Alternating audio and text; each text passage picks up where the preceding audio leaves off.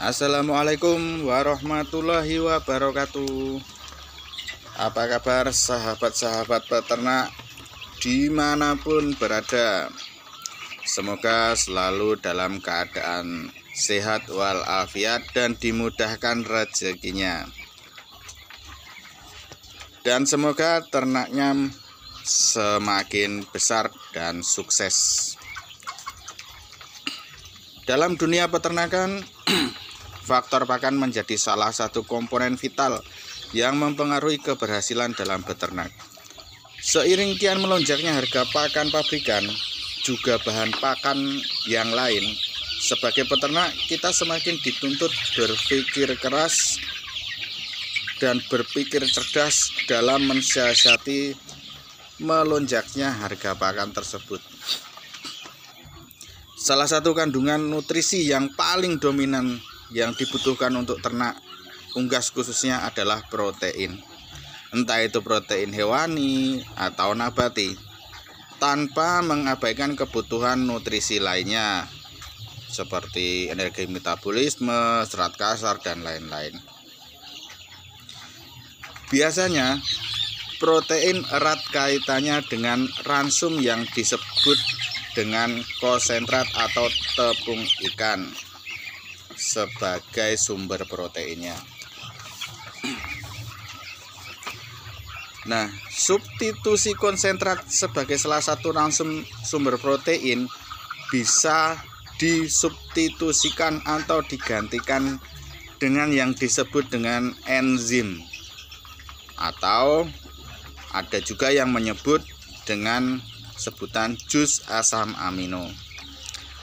Para peternak biasanya membagi dua jenis enzim, ada enzim pedaging atau petelur. Tetapi menurut saya secara garis besar itu semua adalah sama. Nah, salah satu bahan pembuat enzim di kandang saya adalah cacing tanah. Kenapa cacing tanah? Karena cacing itu sumber protein dan asam amino sangat tinggi. Nah, entah itu cacing ANC, tiger, ataupun lumbricus. Cacing memiliki protein lebih tinggi dibanding daging, ikan, dan lain-lain. Juga mempunyai kandungan asam amino yang lebih tinggi dibanding yang saya sebutkan di atas tadi.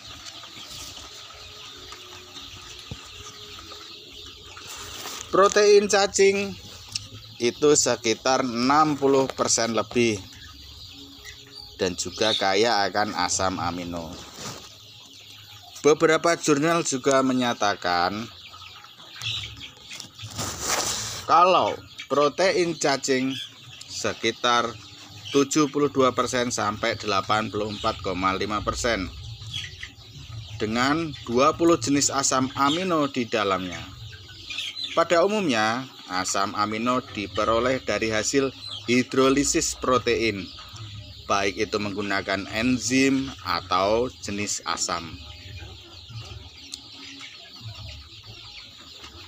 Cacing tanah juga mengandung kandungan nutrisi seperti lemak sekitar 7-10%, kalsium 0,55%, fosfor 1%, dan serat kasar 1,08%. Enzim yang dihasilkan sangat baik untuk unggas pedaging maupun petelur atau untuk indukan. Cacing juga sangat mudah dibudidaya atau diternak, baik skala kecil atau rumahan, atau bisa untuk skala usaha atau skala besar, tergantung tujuan market kita mau kemana atau kita pergunakan untuk apa. Cacing juga bisa kita dapat secara gratis dari alam. Biasanya cacing banyak berkembang di musim hujan dan banyak berada di sekitar kandang, entah kandang sapi, kambing, atau unggas. Karena kandang banyak mempunyai sumber makanan bagi cacing, yaitu dari kotoran ternak tersebut. Tetapi jika musim kemarau, cacing akan susah ditemukan. Nah, maka salah satu solusinya untuk menghadapi di musim kemarau yang langka akan cacing adalah dengan kita ternakan lagi, entah itu secara intensif atau secara tradisional. Bisa kita menggunakan ember bekas atau plastik-plastik bekas atau kolam untuk menunjang kebutuhan tambahan pakan kita. Nah, cacing tersebut bisa kita buat enzim untuk tambahan nutrisi pakan ternak kita agar bisa kita gunakan dengan jangka panjang. Nah, untuk bagaimana cara pembuatan enzim atau jus asam amino, kita akan ulas di video berikutnya. Jadi, jangan lewatkan video-video dari seputar dunia ternak ya, sahabat.